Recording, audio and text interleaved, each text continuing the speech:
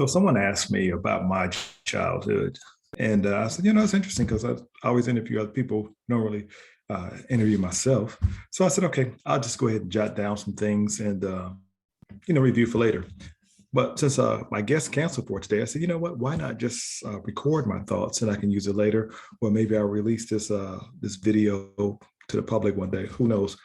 May not ever get out. Maybe who knows? Let's just talk about it. I was born in Chicago, Illinois, and in October, of course, and it was cold. So maybe that's why I've always hated cold weather. But the ironic thing about it is my parents, who were from Mississippi, Jackson, Mississippi, and I think my dad was from Greenwood, Mississippi. They call it the Delta or something like that. They would send me from South Bend, because that's where we moved to when I was later, like my 3, 4 year old. I started out in Chicago, then we moved to South Bend. A lot of people don't know where that is. So if you know where University of Notre Dame is, then you know where South Bend is, same place. So anyway, I would go from South Bend back down to Mississippi all summer long. My parents would send us to the grandparents' house. The grandparents would take care of all their kids at one house. My mother had 11, 12 brothers and sisters, and my father had 19 brothers and sisters. And interesting, my father's name is Joseph Ward. His father was Joseph Ward, and he named about 7, 8 of his sons Joseph Ward. But that's a whole nother video. So going down south was always an adventure for me because I didn't like it. We had three adults, well, three of the other brothers who stayed there who didn't really do anything. And about, 20 of us grandkids would be in this 3-bedroom house with 1 bathroom in the country. Yeah, y'all might want to hold on. This could get ugly. So, going from the city to the country, I think maybe I need therapy after this, who knows? But it really changed your perspective on life because it was a different lifestyle back down there, I know there's a movie coming out about Emmett Till, the black guy from Chicago who went down there and got killed because the white lady said he made a pass at her. That should be coming out here in the next month or so. But that kind of reminds me of that because I had an experience like that, which I'll get to here shortly. But going down there, we'd catch the Amtrak train and go down there. It'd take a day and a half to get down there. Train would pull over in a tunnel at night and stop. Oh man, that was always scary because you could have got robbed or anything just in a dark tunnel. I guess everybody was sleeping. I guess the conductor sleep. I don't know. And we get down south. Grandparents pick us up in the pickup truck, take us to their little house out in the country. It's like the next house was probably, half a mile away. And we had propane tanks in the yard. This just wasn't a good look for me. Wasn't a good look at all. Being on a farm from the city. Oh, man, I could tell you stories. One of the things they did was my uncles who lived with with my grandmother.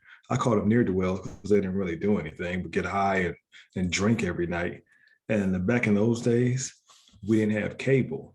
They had 3 channels, and the TV shows would go off at 11, 12 o'clock at night. That's it for the night. You're not watching no more TV. Well, after MASH, the news would come on, then the show called MASH would come on, and that was a story about a war that seemed to never end with these white people over there, and people loved it. The show sucked. But when you're down there, what else you gonna do? So we watched MASH, then you see the grains of sand or whatever, or waves of wheat go on, it's time to go to bed, or so we thought. That was just the beginning of the excitement for me. My uncles would make me and my cousins fight each other every single night. I'm talking bare fisticuff to see who's gonna win. So they used to call me lights out because I used to get knocked the freak out every night because I didn't know how to fight. So I get in there, everybody want to fight me. They're like, oh, we want to fight war first. So we get in there, I'm knocked out. So after a couple of weeks of getting knocked out, I decided, I think I want to learn how to fight. So they was big on wrestling, as they call it, wrestling. I called it wrestling. And they got mad at me because I would say this stuff is fake. It's like wrestling is real. That would really make them mad. I learned to quickly say wrestling was real. Yeah. So anyway, After I started watching the wrestling shows, I started getting better at fighting, and I was able to beat my cousins up, and I didn't have to worry about that anymore. After seeing the lights out so much, I learned how to fight and got good. So after we fight all night, and about 2 o'clock in the morning, finally get to go to bed because they was all tired of laughing and seeing all the kids fight each other. We'd move on to sleep. 6 o'clock in the morning, like clockwork, the rooster comes to the window and cock-a-doodle-doo like he's crazy. I'm saying, like, why? Why? What are we gonna do now? It's 6 in the morning. What is it we need to do? My grandfather's already dressed and had breakfast because my grandmother would get up at 5 o'clock and cook him the world's largest breakfast. She would cook this joker fried pork chops in the morning. She uses stuff called lard. I don't know what it is, but I'm pretty sure it's not good for you. If you shouldn't put grease down a drain, you probably shouldn't put it in your system. You see how my skeletal system is exposed because I don't eat right. So imagine that going down there. She cooking the fried pork chops, fried potatoes, rice with the gravy, scrambled eggs, bacon. He had sausage. He had options. She cooked him a nice meal. Everyone smelled good too. And then the kids, we'd all come in here thinking we're gonna get some. Nah, bro. She cooked enough for the adults and him. What we got was something different. What we got was cornflakes. When I say cornflakes, I don't know how you can make it generic, but it wasn't cornflakes that you know. I think it's called corn with a side of flakes. Maybe it was that. I don't know. She would give us all a bowl, put the corn with a side of flakes in each bowl. We all had our bowl, and she sprinkled this white stuff on it, which I assumed was sugar. Later on, I found out it was actually powdered milk. Yeah, they had that powdered milk, if you can believe it. And keep in mind, we got cows right outside the window, but we had powdered milk. So you take your powdered milk, corn with a side of flake bowl, run it under the sink and get some nasty tap water. Now that was well water. Who am I kidding? Well water. You run that under the sink, then you get that, and you go sit down. Boy, that stuff got soggy faster than a piece of tissue in a rainstorm. I was like, oh my God, what is this?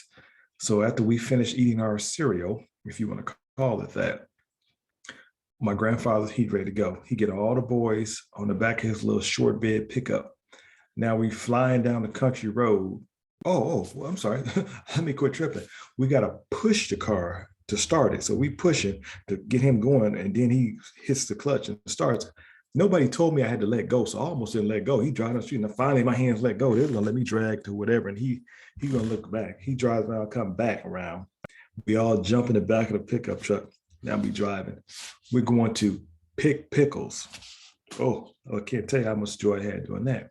So we're picking the pickles over there in the hot sun. Now, about in Mississippi in the summer, at about 7 o'clock, it's already 85, 90 degrees because we're going to hit about 95, 100 anyway. We pick the pickles, we throw them all on a truck, we drive them to market. He unloads that. So we finish that job maybe 2 hours. Then we go back to another place and we pick this stuff called sugar cane. Now you're chopping this stuff off and getting the sugar cane, doing all that. Bees love this stuff. They all around. I don't like bees at all. I'm allergic to them. I need the EpiPen, but so I pretty much knew if I get stung, I'm dead. They could care less about that. We load the sugar cane up, take that in, and go get paid. Then we come back. Now it's in the afternoon. We go to the next land. Now we're picking these big, heavy watermelons. Picking those, put them on a truck, take those to market. So at the end of the day, my grandfather, he's counting all this money. I think this dude got at least $1,000 he got because we went ahead 3-4 farms and hit them all. He goes to get change in the store, get his pack of cigarettes. He smoked. I'll never forget this. He smoked Camel unfiltered cigarettes. I don't know what the filter does, but he didn't need it. So he comes out and he gives all the boys a quarter. Gave him a quarter, gave him a quarter. It's like 10 of us gave us all a quarter. So I'm looking at the quarter. I'm thinking about all the work I did. Did this, did that, sugarcane, watermelons. This a quarter. I told my grandfather, here, you can go and keep my quarter because I won't be coming back. You know, this joker tried to whoop me on the spot right there. Talking about, they call me City Boy. City Boy, you out your mind? Do you want to whoop it? Hey, I'm going to whoop you. You mean you ain't coming back? This is how we make our money. I said, we ain't made nothing but a quarter and you walking around with bills? I said, I'm good. So they call my mother up complaining, telling her, you know what, this boy out of control. He don't appreciate nothing and stuff, this and that. I was like, oh my God. So we go back home and like the grandmother would cook dinner. Um, and that would consist of some leftovers that they had from the huge breakfast, in addition to whatever else she may need to make that meal complete. Because you got to understand, it's on the farm, we had everything. It was green beans and all that stuff, black eyed peas. She could hook all that stuff in the afternoon. So we eat that, and then it's time to sit around, chill, and they watch some little TV and this and that. But we again, we know what's coming up later on. I had to fight again. It says fight night, Monday through Sunday. I got to fight. So I was so tired of that. The next day we get up, it's a new adventure. We're out there, and they're boiling. They took one of those big garbage barrels, they cut off the top, filled it up with water, and put it over open flame. They burning this stuff. I was like, what are they doing? We gotta just let it get hot and boiling. We go out to the pig pen. Yeah, we had pigs on the farm too. And they ate everything too. They had a slop bucket for them. They would put everything in there. And then the pig would eat. I mean, eggshells, leftover food, just anything you didn't want, the pig would eat it. And then we turn around and ate the pig. Another podcast, another video.